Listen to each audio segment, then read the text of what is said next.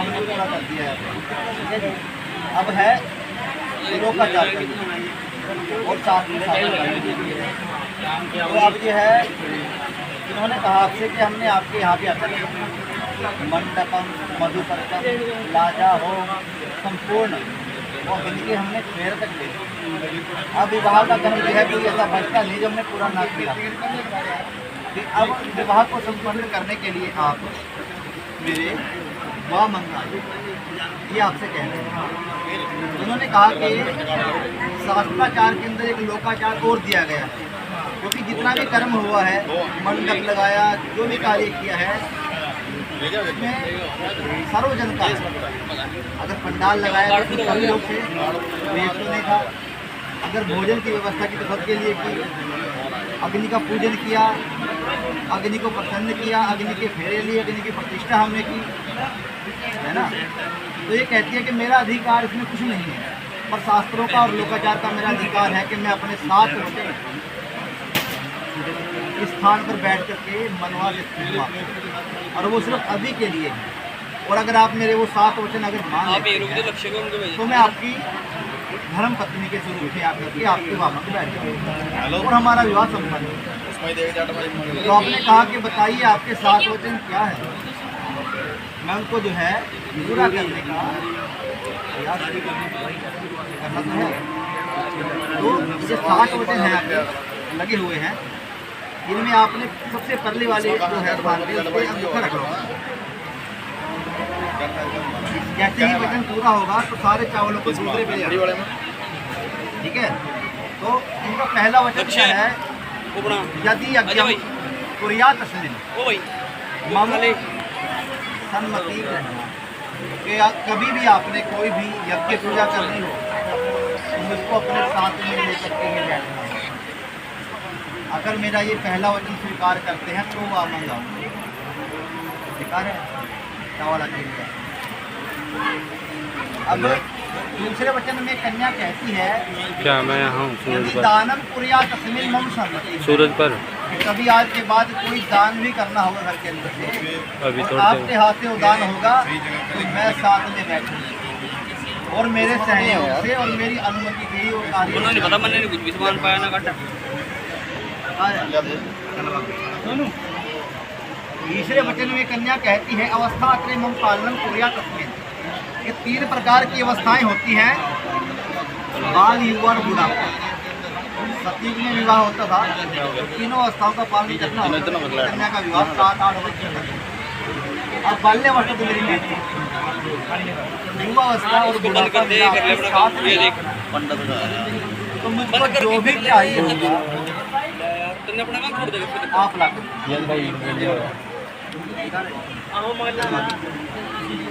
चौथे वचन में कहते हैं धनादि गोपनम हम सहमति रहना, कि मैं आपके घर के विषय में कुछ भी नहीं जानता कि कहाँ पर है, क्या है और कौन सी वस्तु कहाँ पर है ना। तो आपने जाते ही मुझको बताना है कि हमारे घर में कौन सी वस्तु कहाँ पर है, अन्न कहाँ पर है, सामग्री कहाँ पर है, वस्त्र कहाँ पर है और धन कहाँ पर है। हाँ जी। और धन और हमारे घर का खर्च हर महीने होता कितना है, क्या कह रहे, घर में धन आता कितना है, घर से खर्च कितना होता है, ये आपने मुझे पूरा ब्यौरा देना है ना। हाँ है फ्लैश पड़ी, आपके घर का जो है संचालन है पड़ी, बड़ा सहयोग होगा। तो इनको भी पता होना चाहिए कि हमारे घर में कितना आता है और हमको कितना खर्चना चाहिए। ये गृहस्थी के नियम ये नहीं जानती है, यहाँ पर एक संतान कितना रही है, कहीं लापरवाही की जाती है कोई बात नहीं, पर जब कहीं जिम्मेदारी आ जाती है तो वहाँ पर लापरवाही ना हो, इसलिए आपका सहयोग चाहिए। तो ये चौथा वचन है। 5वें वचन में कहते हैं गवादी पशु क्रय विक्रय मम सन्मति रहना, कि आज के बाद कोई भी गाय भैंस या गाड़ी बाइक बेचनी है कि खरीदनी है, एक बार आपको मेरे साथ भी बैठ कर सलाह करनी। तो घर की स्थिति के विषय में जितना गृहिणी जानती है मनुष्य को उतना नहीं होता जितना घर की औरत को पता होता है। तो ये मेरा 5वां वचन है। 6ठे वचन में कहती है वसंत आदि षड ऋतुमं पालनम कुर्यात् तस्मिन्। ये 6 प्रकार की ऋतुएं होती हैं। 6 प्रकार की ऋतुओं में मुख्य तो 3 है जो महसूस होती है, गर्मी, सर्दी और बरसात। और में घर में खाना क्या है और पहनना क्या है, जो भी चाहिए होगा आप भी ला कर बातें उतरना चाहिए। सातवें वचन में कहती है सखी सुमन हास्यम कटु वाक्य बनाओगे, कि आज के बाद आपके घर वाले सदस्य, माता पिता भाई बंधु जितने भी आस पड़ोस के हैं, वो सब इनके मित्रों के समान हो जाएंगे, है ना। और अगर कहीं गलती भी हो जाए, क्योंकि अनजान घर है, गलती भी हो सकती है, समझने में बहुत समय लगता है। अगर मुझसे कहीं गलती हो जाए तो आप मुझे सबके सामने डांटना, मुझे अकेले में समझा देना, मुझे सबके सामने डांटना नहीं, पछाड़ना नहीं।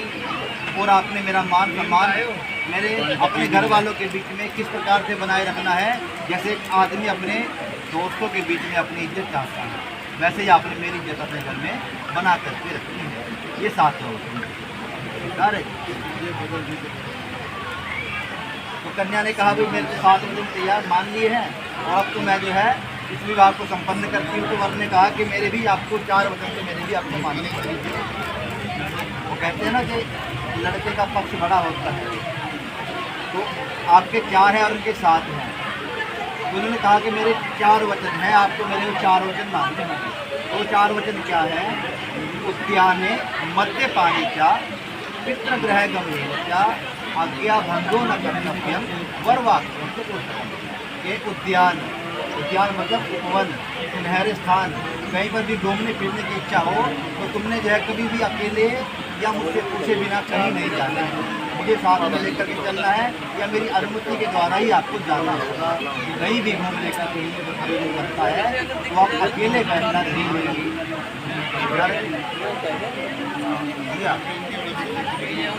दूसरे वचन में कहते हैं मध्य पाने का, जहाँ पर लोग ऐसे प्रतीक हों कि ये नशे में है। नशा कैसा ही? शराब का नशा, पैसे का नशा, जवानी का नशा, ये 3 नशे जिसमें होते हैं वो सामने वाली स्त्री को तो अगर ऐसा लगे कि इस व्यक्ति को नशा है, इसको मद है, तो आपने उस स्थान पर नहीं जाना है। ठीक है, ठीक है। ऐसा होता है कई बार ना। तो इसी तरह से ही तीसरे वचन में कहते हैं पितृग्रह गमनेन का, कि आज के बाद कोई भी कहीं भी कोई कार्यक्रम हो तो आपको मेरे बिना नहीं जाना है, या मैं ना जा सकूँ तो मेरी अनुमति के बिना आप उस कार्यक्रम में नहीं जाएंगे, चाहे वो कार्यक्रम आपके पिताजी के घर में ही नहीं, आपने बिना अनुमति के जो है या बिना साथ के नहीं जाना।